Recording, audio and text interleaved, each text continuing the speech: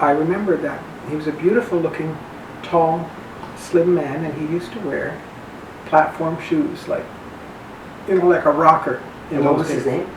Phil. Okay. Philip. I don't know his last name. But we watched it because it was sort of the artsy area. It was just sort of starting to happen.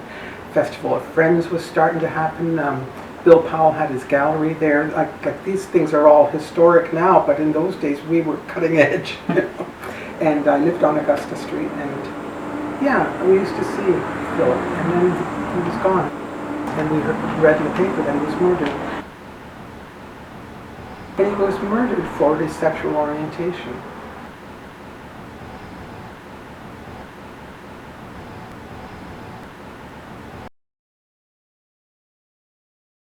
You were about 20? Yeah. What year? So I would say somewhere in mid-70s. I'm trying to think whether or not my son was yet born, but 1974, 1975, around that time. Mm-hmm.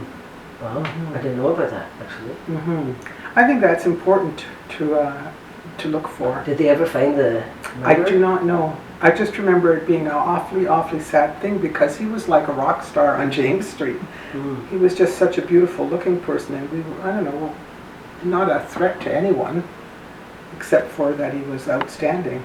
Wow. Mm-hmm. Was there any sort of like movement or like uprising after that, or? I think that everyone was still pretty scared in the 1970s. My first husband was gay. Mm. There was no culture, and I think it was really sad for him. He ended up going to the Clark Institute for therapy because that was all that was offered. There was no community at that time.